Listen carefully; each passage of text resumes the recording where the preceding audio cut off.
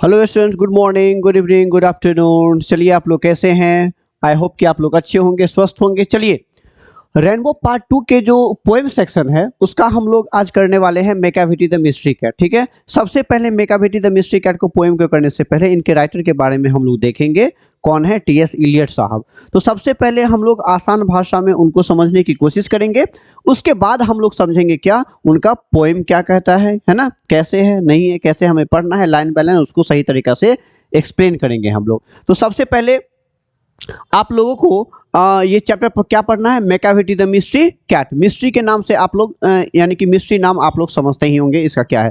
तो इस चैप्टर का मतलब समझ ही होगी। तो इसमें जो है सो किस कैट के बारे में हम लोग पढ़ेंगे? ये मिस्ट्री कैट के बारे में, वो हमेशा ध्यान रखेंगे। ठीक है, सबसे पहले अबाउट द ऑथर, यानी कि कौन है हमारे राइटर साहब? कौन है? टीएस इलियट साहब। ठीक है, और उनका जन्म कब होता है? 1888 में, और इनकी मृत्यु कब हो जाती है? 1965 में। ये बात आपको ध्यान रखना है, क्योंकि एग्जामिनेशन में आपके date of birth, date of death ये सब पूछा जाता है, सो ध्यान रखना है। और चलिए, तो सबसे इनका नाम क्या होता है? पूरा का पूरा नाम क्या है इनका? तो देखिए, पूरा का पूरा इनका नाम क्या है? Thomas Stearns Eliot. ये हमेशा याद रखना है, टी.एस. इलियट, या it means Thomas Stearns Eliot. Was born in, कहाँ पे इनका जन्म हुआ था? कहाँ पे? Saint Louis. ठीक है, मिसौरी, यूएसए में इनका जन्म हुआ था।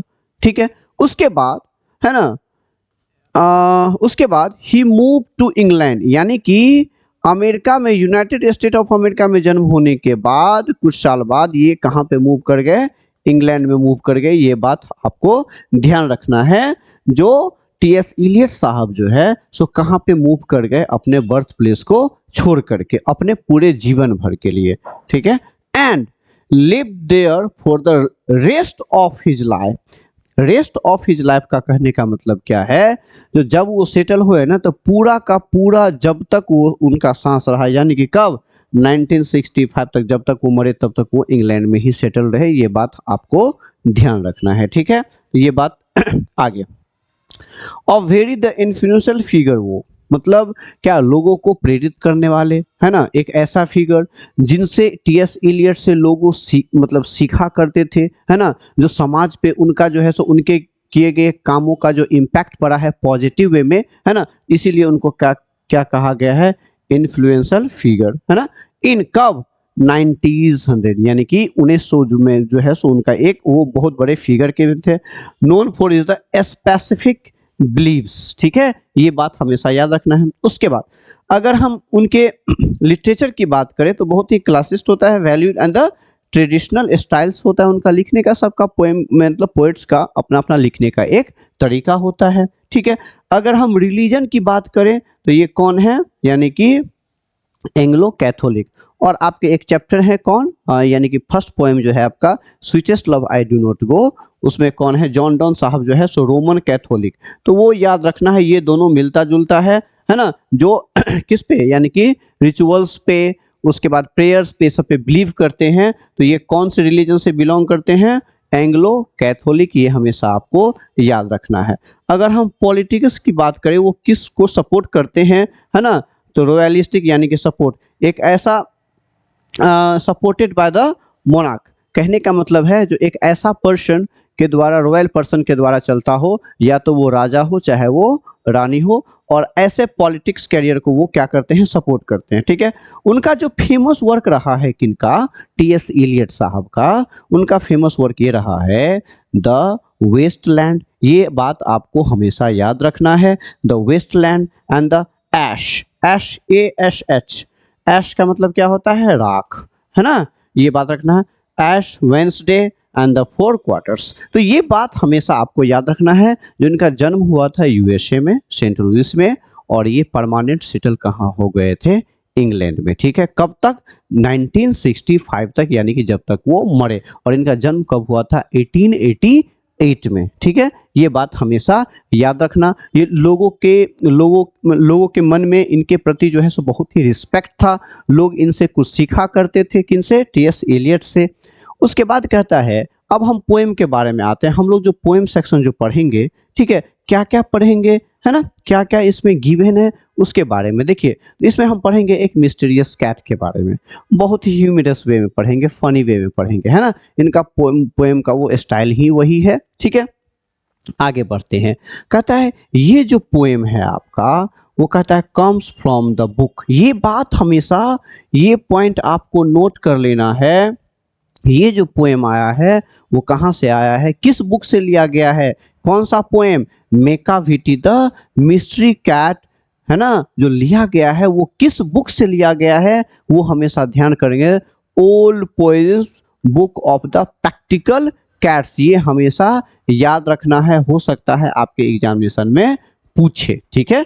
आगे बढ़ते हैं। Sir Andrew Lloyd Webber turn it into the musical Cats में, और म्यूजिकल कैट्स में कौन चेंज किए, सर एंड्रू ल्योड्स, कौन, वेवर्ट। ये बात हमेशा याद रखना है। की फीचर जो है आपका क्या है, style the mock the heroic, यानी कि grand language for a cat, मतलब कैट के ऐसा लैंग्वेज का यूज किया गया है एकदम हीरोइक स्टाइल में। जो एक कैट है लेकिन उसको कैट को बताया जाता है वो कितना बड़ा मास्टर क्रिमिनल है ना। उन्हीं के बारे में हम लोग जानेंगे जब हम लोग पोएम सेक्शन करेंगे तब। जस्ट इसके बाद हम लोग देखेंगे इनका जो टोन है, मतलब टोन कहने का मतलब क्या, पढ़ करके हमको कैसा लगा, कैसा है ये, बहुत ही मिस्टीरियस है या बहुत कुछ है, फन वे है ना, बहुत ही लाइट है, ह्यूमरस वे में, not for the deep analysis. Deep analysis आपको नहीं करना है, मतलब यही देखना है जो एक बिल्ली जो है सो किस तरीके से क्राइम करता है, उसी चीज़ को, उस कौन कौन सा लैंग्वेज यूज किए हैं, उसी चैप्टर में हम लोग पोएम में हम लोग देखेंगे, ठीक है। तो ये आई थिंक आपको ये क्लियर हो गया होगा। तो आपको इसमें 3 4 5 चीज़ याद रखना है, किस बुक से लिया गया है, इनका जन्म कब हुआ है 1888 को, है ना, इनकी मृत्यु कब हुई है 1965 को, कहाँ पे जन्म हुआ है, सेंट लुइस में, यानी कि USA, United state of America में, और ये परमानेंट सेटल कहाँ हो गए थे, यानी कि इंग्लैंड में। कब तक, मरते दम तक, जब तक ये मरे नहीं, ठीक है। इनका जो पोएम का टोन होता है बहुत ही लाइट होता है, ह्यूमरस होता है, ठीक है। और ये किस बुक से लिया गया है वो भी आपके में इसमें गिवन है। ये किस रिलीजन से जो है सो किस रिलीजन से ये बिलोंग करते हैं वो भी आपको इसमें गिवन है, यानी कि एंग्लो कैथोलिक, ये हमेशा याद रखना है। किस पॉलिटिकल पार्टी को ये सपोर्ट, मतलब कैसा ये क्या कहते हैं, लीडर चाहते हैं, कैसे राजा चाहते हैं, अपने देश के मुखिया कैसा चाहते हैं, तो बहुत ही रॉयलिस्टिक हो, है ना, सपोर्टेड एट द मोनार्क। कहने का मतलब ये है जो एक ऐसा पर्सन जो यानी कि या तो राजा हो चाहे रानी के द्वारा चला गया शासन हो, उसी को हम लोग ये बोलते हैं। उसके बाद मैंने एक चीज यहाँ पे एक भूल किया, वन द नोबेल प्राइज। ये जो है सो नोबेल प्राइज भी ये जीते थे, कब, यानी कि इन लिटरेचर में 1948 को याद रखना है। जो टी.एस. इलियट साहब जो है सो 1948 को क्या जीते थे, नोबेल प्राइज भी जीते थे। तो ये सब याद रखना। 1888 में इनकी जन्म होती है ना, और 1948 में जो है सो क्या होती है, 1948 में इनको नोबेल प्राइज से नवाजा जाता है, इनको मिलता है लिटरेचर में, याद रखना है। और 1965 में इनकी मृत्यु हो जाती है, ठीक है। इनका जो पोएम का जो टोन है वो लाइट है, ह्यूमरस वे है। ये किस बुक से लिया गया है, तो old poems books of the practical cat से लिया गया है। उसको जो ये टर्न किए गए थे, मतलब इसको जो है म्यूजिकल कैट्स में कौन टर्न किए थे, तो Sir Andrew Lloyd Webber turn it, है ना। की फीचर क्या है, मॉक हीरोइक, यानी कि ग्रैंड लैंग्वेज जो है सो कैट के लिए यूज किया गया है। तो आई होप कि ये सारा का सारा जो है सो आपको क्लियर हो गया होगा किसके बारे में, टी.एस. इलियट साहब के बारे में, ठीक है। क्योंकि एग्जामिनेशन में आपका एक एक पॉइंट कम से कम अबाउट द ऑथर जो है उससे आपसे रिलेटेड एटलीस्ट आपके 4 से 5 क्वेश्चंस आने की पॉसिबिलिटीज बनी हुई रहती है। तो आपको ये चीज़ हमेशा ध्यान रखना है, ठीक है। तो चलिए तब तक के लिए आपको बहुत बहुत धन्यवाद। इसको आसानी से देखना है, समझना है, नोट कर लेना है। बहुत बहुत धन्यवाद।